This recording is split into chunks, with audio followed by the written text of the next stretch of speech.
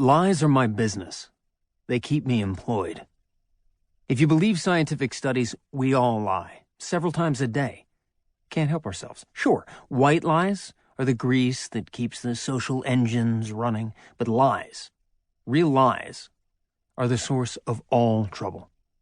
My job is really nothing more than figuring out who's lying and why, and to catch them at it. That's all there is to it. Fortunately, I have a knack for detecting lies, at least on my good days. I was sitting in the reception area of the Boston office of the international law firm Shays Abbott Burnham, which was as sleek and polished as a missile silo and just as lethal. Every surface was hard and glassy. The white stone floors polished like glass, the glazed white partitions, the glass-topped coffee tables, the frosted glass walls, the sharp-edged white leather sofa. Even the receptionist, with her brassy blonde hair and poreless skin and gleaming carmine lips, perched like a gorgon behind a curved rampart of gleaming steel you might find in a Swiss bank vault. The decor wasn't meant to put potential clients at ease. You want soft and fluffy, it said, go to a spa. This place had the machine-tooled precision, the gun-oil gleam of a well-made semi-automatic. It reassured like a Glock under your pillow. Which was exactly the point. Shays Abbott Burnham was one of the biggest law firms in the world. It had more than 3,000 lawyers in its offices in 26 countries around the world. It was a one-stop shop. They did white-collar crime and corporate litigation. They defended giant oil companies and big pharma and big tobacco. They launched hostile takeovers and defended against them. They didn't mess around. Their clients came there with serious battles to fight. They came seeking blood. But not me. I was there to hear about a lie. I'd received an urgent call the afternoon before from a Shays partner named John Malkin. He'd been given my name by another lawyer who'd hired me a few months earlier for a discreet job. John Malkin had a client who needed my help immediately, wouldn't say who or why, and couldn't discuss it over the phone. We had to meet in person, and as soon as possible. In advance, he emailed me a non-disclosure agreement and agreed to pay my consultation fee. Whatever he wanted to discuss, it was obviously something serious.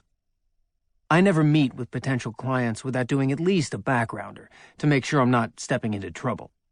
So I'd read a complete dossier on the man, John Epsworth Malkin. Dartmouth, Duke Law summa cum laude, member of the Order of the Coif, which sounds like something you might find framed on the wall of a barber shop. His area of practice was regulatory compliance.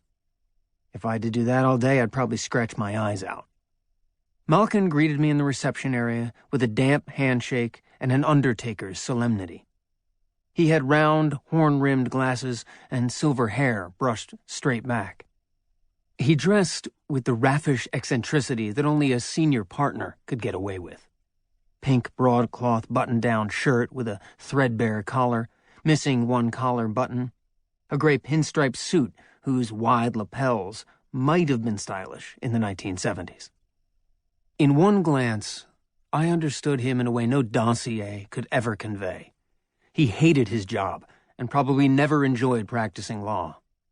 He was tired of pumping up his billables and writing memos that no one ever looked at. He was an academic wannabe. He fantasized about retiring early to teach law at a small New England school with smart students and intellectually engaging and genial colleagues. He read every Churchill biography ever published. He cared about his shoes. His were bespoke, probably from John Lobb in London. He collected first editions and maybe fountain pens. The ink blotches on his fingers told me that he wrote with a fountain pen. And one sniff confirmed it. He was a pipe smoker, but only at home. Maybe he even collected South African Cabernets and was inordinately proud of his Euro Cave wine cellar. Also, he wasn't the guy who was really hiring me. He was the beard. I was sure of this. They didn't want to give me advance notice of who my client really was. Malkin thanked me for coming. Does anyone know why you're here? I don't know why I'm here. Good point, he said. He led me down a corridor. We probably weren't going to his office. And, who knows you're meeting with me, or even with Shays Abbott? Just my office? Your office. My office manager and my forensic tech, but they don't get out much. That's your whole office? 2 employees?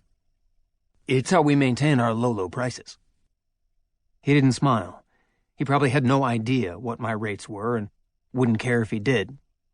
Mr. Malkin, I said, I'm on the clock. You're assured absolute confidentiality. Why don't you take me to your leader? He ducked his head and motioned for me to follow him around a corner and down another hall. When we reached a long conference room, I was astonished to see through the glass walls, sitting alone at the head of a long, black table, the man I was really there to meet.